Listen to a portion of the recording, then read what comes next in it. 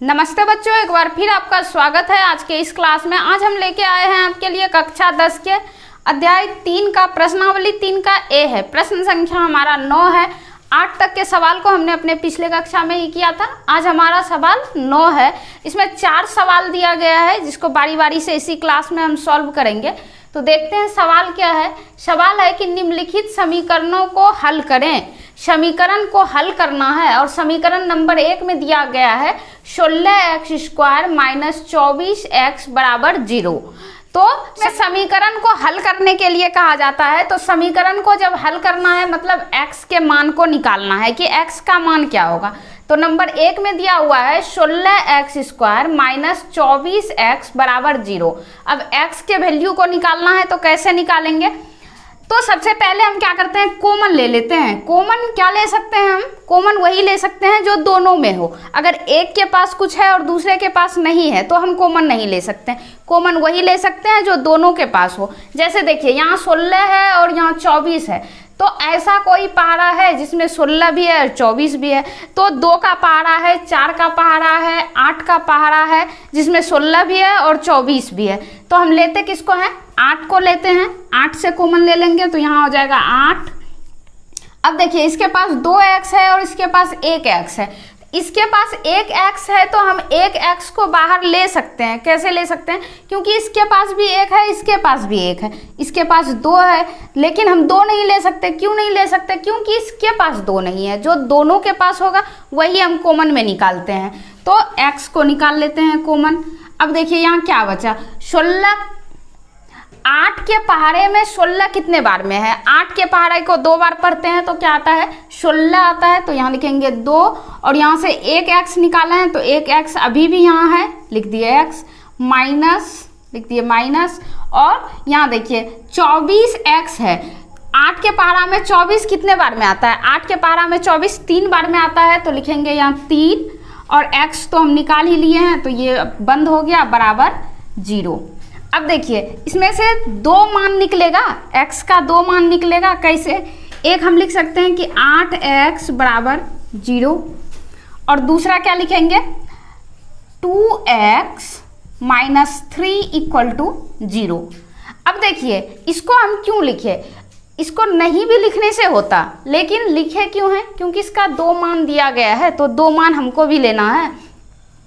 8x इधर गुणा के रूप में है तो इसको जब बराबर के उस तरफ लेके जाएंगे तो क्या हो जाएगा, भाग हो जाएगा। और भाग होगा उसके बाद वो क्या हो जाएगा, खत्म हो जाएगा।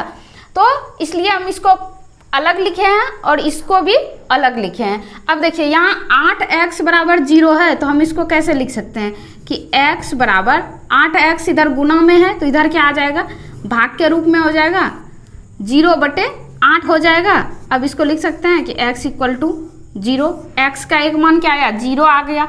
और ये ब्रैकेट के अंदर वाला भाग है जो क्या था 2x - 3 = 0। तो इसको ऐसे लिख सकते हैं कि 2x - 3 को लेके दूसरे तरफ चले जाएंगे तो क्या हो जाएगा, +3 हो जाएगा। अब फिर जाके इसको आगे जैसे ही बढ़ाएंगे, अब देखिए यहाँ गुणा के रूप में है ये, तो दूसरे तरफ जैसे ही जाएगा तो क्या बन जाएगा, भाग के रूप में बन जाएगा। तो हम लिख सकते हैं कि x = 3/2 भाग के रूप में आ जाएगा। और पूछा जा रहा था हमको कि x का मान क्या होगा, समीकरण को हल करना था। तो समीकरण का हल हमारे पास क्या आया, x बराबर आया है हमारा, एक इधर आया है 0 और एक इधर आया है 3/2। ये समीकरण का हमारा मान है। नंबर 1 में हमारा क्या मान आया, एक 0 और दूसरा क्या आया है 3/2। अब लेते हैं समीकरण नंबर 2 को। सवाल नंबर 2 है हमारा 7/5x² बराबर 35। इसको हल करना है, ये भी समीकरण का ही रूप है। तो इसको कैसे हल करेंगे, तो देखिए इधर क्या है 7/5 है तो ये 5 जो भाग के रूप में है, अगर बराबर के दूसरे तरफ इसको लेके चले जाते हैं तो किस रूप में आ जाएगा, ये गुना के रूप में आ जाएगा। तो हम लिख सकते हैं 7x² बराबर 35 × 5। ये 7x² बराबर 35 × 5 हो गया। अब लिख सकते हैं इसको कि x² = 35 × 5 और ये 7 इधर गुना के रूप में था तो दूसरे तरफ जाएगा तो क्या हो जाएगा, भाग के रूप में हो जाएगा। इसको इस तरह से लिख सकते हैं या यहाँ लिख सकते हैं एक्स स्क्वायर बराबर इस 7 से इस 35 को कटाएंगे तो 5 बार में कट जाएगा, तो 5 गुना 5 करेंगे तो हो जाएगा क्या हमारे पास 25। एक्स स्क्वायर बराबर आ गया 25, या इसको लिख सकते हैं कि एक्स इक्वल टू, जब स्क्वायर बराबर के दूसरे तरफ जाता है तो क्या बन जाता है, रूट बन जाता है, तो लिख सकते हैं प्लस माइनस अंडर रूट 25, या इसको लिखेंगे x equal to plus minus under root 5 गुना 5, या लिख सकते हैं एक्स इक्वल टू एक प्लस 5 और दूसरा -5। एक्स का क्या मान आया, एक प्लस 5 आया और दूसरा -5 आया। ये सवाल नंबर 9 का समीकरण नंबर 2 है। अब लेते हैं 3 और 4 को। सवाल नंबर 3 और 4 को इस बार हम लिए हैं, तो इस बार 3 और 4 दोनों को सॉल्व करेंगे। तो सवाल नंबर 3 में क्या दिया हुआ है, 9x² प्लस 2 बराबर 18।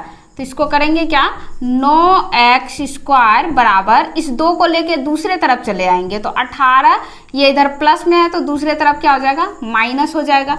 या फिर लिख सकते हैं 9x² इक्वल टू 18 में 2 को घटा देंगे तो क्या हो जाएगा, 16 हो जाएगा। अब देखिए 9x² है, मतलब x² के साथ 9 का गुना है। अगर 9 को हम लेके दूसरे तरफ जाना चाहेंगे तो क्या करना पड़ेगा, हमको इसको भाग के रूप में लाना पड़ेगा। तो लिखेंगे x² इक्वल टू 16/9, या फिर इस स्क्वायर बराबर 16/9 हो गया।